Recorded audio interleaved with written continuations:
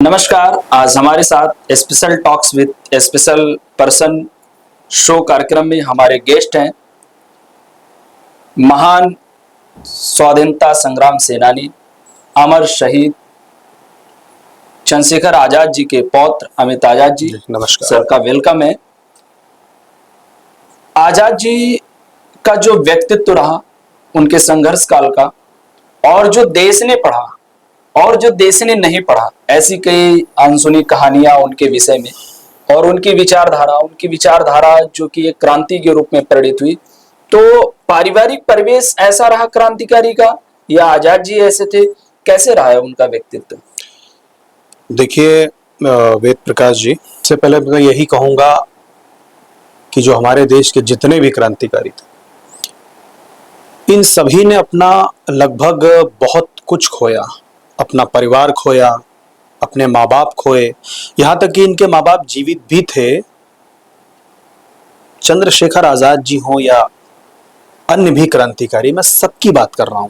सब ने बहुत कुछ खोया, तब जाकर ये देश, ये धरा जो आज आजाद है, वो हमारे पास है, जिसमें एक नाम, एक सेनापति है चारे का, चंद्रशेखर आजाद सामने आता है, जिन्होंने छोटी सी उम्र में सबसे पहले अपना घर छोड़ दिया, क्योंकि जहां मध्य प्रदेश में वो रहते थे, झाबुआ में, वहां कुछ ऐसी गतिविधियां हुई जिसके बाद वो बॉम्बे चले गए, वहां से फिर बनारस, उसके बाद की समूचे देश को पता। तो एक शब्द में यही कहूंगा कि ईश्वर के अवतार थे, जो इस धरा पर, इस वसुंधरा पर इसका तारणहार करने आए थे, जिसकी बदौलत आज हम सब लोग यहाँ पर बैठे हुए हैं और चैन की सांस ले रहे हैं।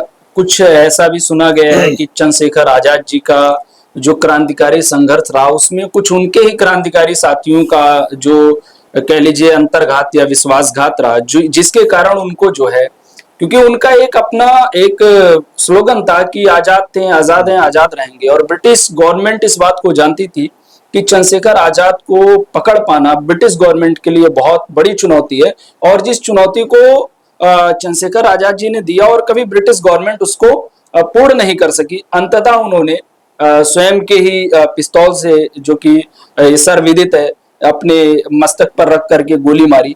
तो इसके पीछे का क्या षड्यंत्र रहा, उनको मजबूरन ऐसा करना पड़ा? कौन से वो लोग थे जो क्रांतिकारी साथी थे लेकिन विश्वासघात किए उनके साथ? कैसे पता चला कि वो इस जगह पे हैं, इस लोकेशन पे हैं, और उनके साथ ऐसा किया जा सकता है? तो अंग्रेजों की फौज गई और अंततः उन्होंने देखा, और चीजों को जब उन्होंने भान लिया कि नहीं हमारे साथ ऐसा हुआ विश्वासघात, तो उन्होंने स्वयं को बलिदान कर दिया। क्या था? देखिए, चंद्रशेखर आजाद जी का जो सबसे बड़ा स्लोगन आज भी सब लोग जानते हैं, उन्होंने कहा था कि ऐसी कोई गोली नहीं बनी, इंग्लैंड के लोहे ने ऐसी गोली नहीं बनाई जो आजाद के शरीर को भेद सके। इसी अपने स्लोगन के साथ वो जिंदगी भर रहे। बचपन में ही, मैं थोड़ा सा आपकी बात को शायद लंबा हो जाए, बनारस में वो आजाद बन गए। कैसे बने वो बताऊंगा अभी। और वो जो आजाद शब्द था, वो उनका जीवन था, उसको जिया है उन्होंने, सिर्फ आजाद नाम ही नहीं था। तो जैसा कि आपने कहा कि हुआ क्या था, क्योंकि चंद्रशेखर आजाद जब अपने मित्रों के साथ भी बैठते थे, अपने साथियों के साथ भी बैठते थे, तो उन्होंने कहा था कि मेरे पास एक गोली अंतिम जो होगी, जैसे भगत सिंह जी कहते थे कि जब मैं फांसी चढ़ूंगा, जैसे भगत सिंह जी ने तय किया था कि उनको फांसी चढ़ना है इस देश के लिए, क्योंकि आजादी उनकी दुल्हन थी। इसी प्रकार से चंद्रशेखर आजाद जी ने कहा था कि मैं आजाद हूं, आजाद था, आजाद रहूंगा। अपने साथियों से भी यही कहते थे। वही हुआ 27 फरवरी 1931 को 10:20 पर, जब उन्होंने अपने अंतिम गोली, जब सारी गोलियां खत्म हो गई, जो अंतिम गोली बची, वो जानते थे यदि गोली ये भी मैंने ब्रिटिश हुकूमत पर चला दी, उनके सिपाहियों या नॉट बावर पर चला दी, तो मैं जीवित पकड़ा जाऊंगा। वो उन्हें गवारा नहीं था। तो उन्होंने जो अंतिम गोली थी वो अपनी पिस्टल में डाल के, कॉल्ट की पिस्टल थी उनकी छोटी, उसको मारकर उन्होंने शहीद की, अपने आप को बलिदान दिया इस मातृभूमि को। उनका क्या मिशन था जो आज उनके आप वंशज के रूप में, आप पौत्र हैं, उनके पारिवारिक हैं, आप जिस मिशन को अगर आगे लेकर के चल रहे हैं, क्योंकि आपको तो बखूबी पता रहा होगा, आपके पूर्वज रहे हैं, और पूरा देश जानता है।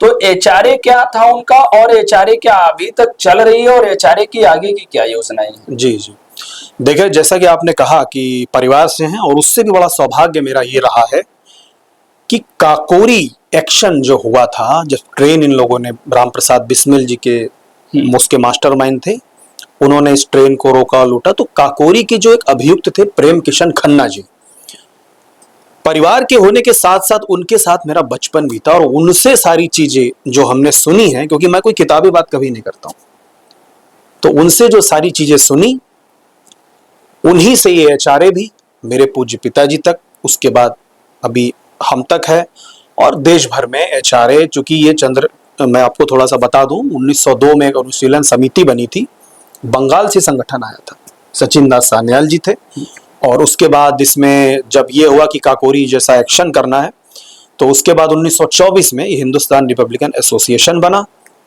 उसके तहत, जैसा सभी आप लोगों को पता है, काकोरी हुआ, उसके बाद फिर सांडर्स हत्याकांड हुआ, मारने स्कॉट को गए थे, तो ऐसे ऐसे कुछ उन लोगों ने केस किए जो हमारे देश की आज़ादी के लिए बहुत ज़रूरी थे, वध किए, मारना तो कहना गलत होगा, ऐसे वध किए। तो एचआरए आज भी उसी पद्धति पर जो हमारे क्रांतिकारियों के थी, नॉन पॉलिटिकल, क्योंकि हमारे जो क्रांतिकारी थे वो भी राजनीति कर सकते थे, वो भी राजनीति चाहे तो कर सकते थे, लेकिन इन्होंने चुना ये मातृभूमि, ये धरा, ये वसुंधरा। ये हमारे भगत सिंह जी इधर बैठते थे, अशफाक उल्लाह खान साहब इधर बैठते थे, इधर चंद्रशेखर आजाद जी बैठते थे, एक किसी बिरादरी के थे, एक बिरादरी, लेकिन इन सब की भारत माँ जो थी वो एक भारत माँ थी। इनको पता था कि हमें कुछ करना है तो इस भारत माँ के लिए करना। इन्होंने कभी किसी चीज को ना किसी धर्म को बांटा नहीं, तो वही एचआरए चलती चली आ रही। आज भी उन्हीं भगत सिंह, उन्हीं चंद्रशेखर आजाद, अशफाक उल्लाह खान, ठाकुर रोशन सिंह, राजेंद्र लाहिड़ी, राम प्रसाद बिस्मिल जी के सपनों को सार्थक करने का प्रयास कर रही है। उस समय इस एचआरए का जो मूल उद्देश्य था, ब्रिटिश अंग्रेजी हुकूमत को उखाड़कर इस देश से उसकी नींवों को फेंक देना, आज इसका उद्देश्य है जिन लोगों ने इसको बनाया और जिन लोगों ने अपने प्राण त्यागे इस वसुंधरा, इस धरा के लिए, उन लोगों की जो कहानियां हैं, उन लोगों के जो जीवन चरित्र हैं, उनको देश भर में बच्चे बच्चे को बताना, यही है एचआरए। और नॉन पॉलिटिकल रूप से आज भी हम इसको चला रहे हैं। लक्ष्य आजाद आपका एक जो प्रकल्प चल रहा है आजाद जी को लेकर के, और अमित आजाद जी लक्ष्य आजाद को कहां तक अभी लेकर जा पाए हैं, और आगे कहां तक ले जाने की योजना है, और लक्ष्य आजाद के जो आपका ये प्रकल्प मिशन है उसके पीछे की क्या मंशा है आपकी, क्या आप चाहते हैं देश से, क्या या देश को क्या देना चाहते हैं उस मिशन के तहत? तो ये लक्ष्य आजाद आपका क्या है? देखिए शर्मा जी, बहुत अच्छा सवाल आपने पूछा, और मुझे लगता है आप सबके माध्यम से ये बात समूचे देश तक जानी चाहिए। इसका नाम ही लक्ष्य आजाद है, हमने नाम लक्ष्य आजाद रखा। ये हमारा लक्ष्य नहीं, ये देश का लक्ष्य है। देश का लक्ष्य, लक्ष्य आजाद। लक्ष्य आजाद क्यों? क्योंकि इसमें आजाद नाम जुड़ा है, यानी कि आप सब स्पष्ट हो गए होंगे, शहीद हुतात्मा क्रांतिकारी चंद्रशेखर आजाद जी। ये लक्ष्य आजाद है उनको समर्पित एक स्मारक, जो इस देश का सबसे बड़ा स्मारक बनने वाला है, लगभग 9 से 10 एकड़ में, जिसमें चंद्रशेखर आजाद जी की अब तक की सबसे बड़ी एक ब्रॉन्ज की हम प्रतिमा खड़ी कर रहे हैं। उस पूरे 9 से 10 एकड़ में हम महाराजा छत्रपति शिवाजी महाराज, महाराणा प्रताप जी, झांसी की रानी, तात्या टोपे, भगत सिंह, राम प्रसाद बिस्मिल, सुखदेव, ये जितने भी हमारे 7,32,000 क्रांतिकारी थे, ये गिनती एक है हमारे जिन्होंने देश को आजाद कराने में अपने प्राण त्यागे। लेकिन सबका तो संभव नहीं है, लेकिन इसमें से कई ऐसे बड़े नाम हैं जो उस पूरे स्मारक को सुशोभित करेंगे, और हमने तो सिर्फ शुरुआत करी है। ये लक्ष्य है देश का लक्ष्य, ये पूरा देश उसको मिल करके पूरा करेगा। और इसमें हमने लगभग, आप सबको पता है, ये हमारा जो स्मारक है, पहले ये 60 करोड़ था, जब इसको हमने 10 एकड़ में कर दिया तो लगभग ये 150 से 160 करोड़ का प्रोजेक्ट हो गया। समूचे देश से हम इसमें एक एक रुपए का कलेक्शन कर रहे हैं। और जैसा कि आपने बताया अभी क्या चल रहा है, हमने इसमें लगभग 2022 से लेकर अभी 4,50,000 किलोमीटर की यात्रा करी है। इसको हम पूरे देश में लेके गए। हम गुजरात गए, मध्य प्रदेश गए, महाराष्ट्र गए, हरियाणा गए, दिल्ली गए, पश्चिम बंगाल, हम हर जगह गए ताकि समूचा देश हमको ये इसमें सहयोग करके कह सके कि वो स्मारक उस व्यक्ति ने बनाया है, या पश्चिम बंगाल वाला का है हमने बनाया, महाराष्ट्र वाला का स्मारक हमने बनाया, वो अकेले अमित आजाद ने नहीं बनाया। तो ये पूरे देश का लक्ष्य है, और यहां से भी मैं गुजारिश करना चाहूंगा कि आप सब लोग भी इसमें बढ़ चढ़कर अवश्य ले, क्योंकि ये जरूरी है। क्या जरूरत पड़ी थी मुझे स्मारक बनाने की? स्मारक बनाने की जरूरत यूं पड़ी क्योंकि मैं पूरे देश में जब गया, मैंने कई जगह पर देखा लोग अशफाक उल्ला खान जी को नहीं जान रहे थे। कई जगह पर जहां पर छत्रपति शिवाजी महाराज जी को तो जान रहे थे, लेकिन चंद्रशेखर आजाद जी को नहीं जान रहे थे। या जहां पर कई जगह ऐसे गया कि चंद्रशेखर आजाद जी को तो जान रहे हैं, लेकिन छत्रपति शिवाजी महाराज के बारे में कम नॉलेज है। तो ये एक स्मारक अकेला उन सभी जो हमारी भावी पीढ़ी जन्म ले रही इस देश में, आगे भी जो जन्म दे लेगी, हजारों सालों के लिए स्मारक हम दे करके जाएंगे। यही मंतव्य है इसके पीछे।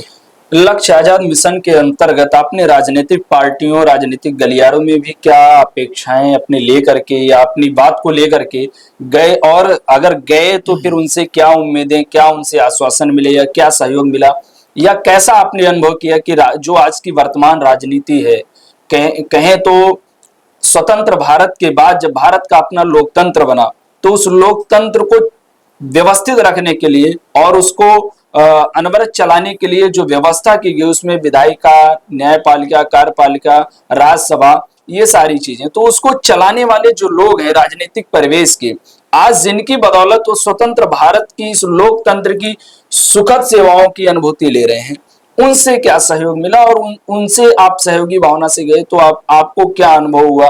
क्या उन लोगों ने सहयोग किए या आश्वासन दिया, या आपको लगा कि राजनीतिक स्वतंत्रता सेनानियों का कितना सम्मान करते हैं? तो इस पे आपका क्या दृष्टिकोण है?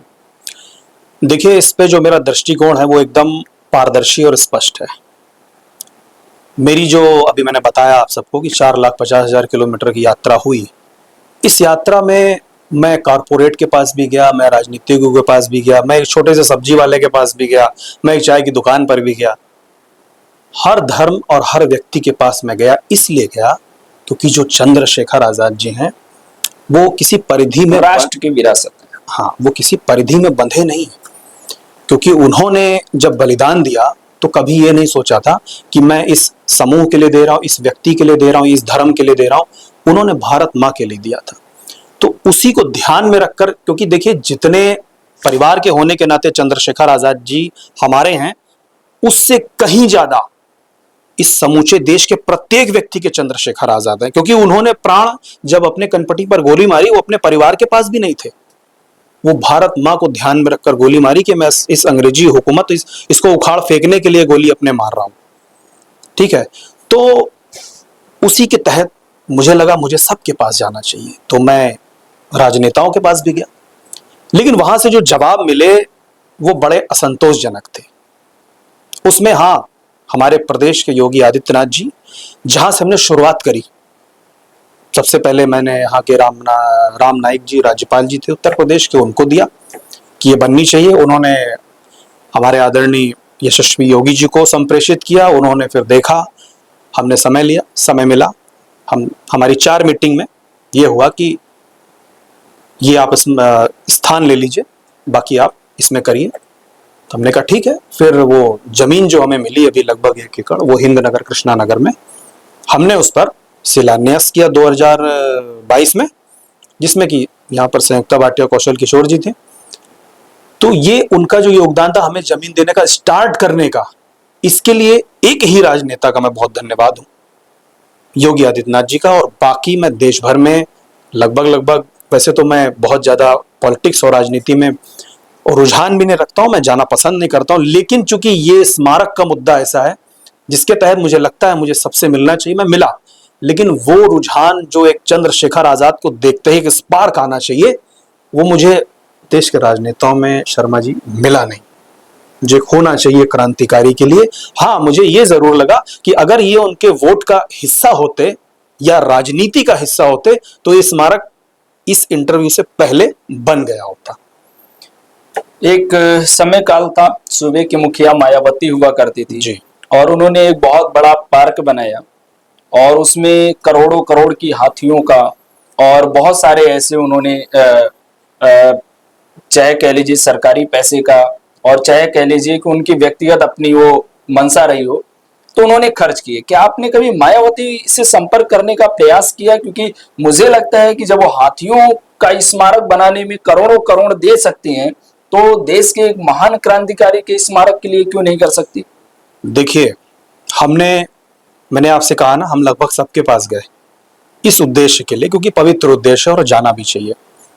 लेकिन जैसा कि मैं अपने पीछे वाली बात पर आऊंगा, हमने योगी आदित्यनाथ जी से 4 बार मीटिंग की, चारों बार उन्होंने समय दिया। और आज भी मैं ठोक कर यहाँ पर कह सकता हूँ कि हम अगर समय लें तो इस प्रदेश के जो वर्तमान मुख्यमंत्री हमें समय देने में देर नहीं करते हैं। लेकिन ये जो थे, या उसके बाद जो सरकार आई, सपा सरकार आई, ये लोग तो हमें समय देना भी जरूरी नहीं समझते थे कि हम आपको बुलाएंगे या नहीं बुलाएंगे, यार कब आओगे, पलट के जवाब भी नहीं आता था। तो ये इनका था। और दूसरा जो आपने कहा, हमने मायावती जी से भी संपर्क किया, समय नहीं मिला। स्मारक शिलान्यास होने के बाद समय नहीं मिला। बाकी जो दूसरी बात आपने कही कि उन्होंने हाथी में बहुत पैसा लगाया, वो लगाएंगे, क्योंकि जहां पर उन्हें दिखेगा वो हाथी, चूंकि मुझे लगता है उनका चुनाव चिन्ह है, इस वजह से वो उस पर लाखों क्या, उस पर हजारों करोड़ लगाएंगे। लेकिन चंद्रशेखर आजाद, मैंने कहा ना, उनकी राजनीति में फिट नहीं, इसलिए वो हमको मिलने को भी समय नहीं देते। विषय है अमित आजाद जी के इस मिशन में भारत देश की जनता, भारत देश के नागरिक यदि सहयोग करना चाहें तो आपसे कैसे वो जुड़ सकते हैं? हमारे चैनल के माध्यम से आप उनको अपना जो संपर्क है, मेल और जो भी आपका ऑफिस एड्रेस है, जिसके तहत वो आपको इस महान यज्ञ में अपनी आहुति देने के लिए धन, तन, मन, धन, जिस भी तरीके से सहयोग करना चाहें, तो आपसे कैसे संपर्क कर सकते हैं? मैं चाहूंगा आप जरूर साझा करें, क्योंकि ज्यादा से ज्यादा लोग इस मुहिम का, इस मिशन का हिस्सा बने, ऐसी हमारी भी शुभकामनाएं रहेंगी। क्योंकि चंद्रशेखर आजाद जी वास्तव में किसी एक परिवार के नहीं थे, पूरे देश के थे। जी जी। और हैं और रहेंगे। तो आप साझा कर सकते हैं। देखिए, सबसे पहले तो मेरे खुद के नाम से, अमित आजाद के नाम से इंस्टा पर भी आईडी है, फेसबुक पर भी आईडी है, ट्विटर पर भी आईडी है। आप अमित आजाद जैसे डालेंगे उसमें सब कुछ आ जाएगा। लक्ष्य आजाद के नाम से भी आप उस पर जा सकते हैं, पेज है। बाकी का जो पोर्टफोलियो है मैं दे दूंगा, ये शायद इसमें कहीं पर मेंशन कर देंगे, जो उसका स्कैन है, जो बार कोड है, जो अकाउंट नंबर है, वो सब उसमें आ जाएगा। बाकी मेरी आईडी पे जाकर भी आप ये सब प्राप्त कर सकते हैं। हमारा कार्यालय का नंबर भी है 0522 462 1987। इस पर भी जाकर आप कॉल करके इस पे आप लोग सहयोग कर सकते हैं अपना। बहुत बहुत आभार अमित आजाद जी, आपने वार्ता की और मुखरता पूर्वक अपनी बातों को रखा। और मेरे तरफ से आपके इस मिशन के लिए शुभकामनाएं। जी, बहुत बहुत धन्यवाद। बहुत बहुत धन्यवाद।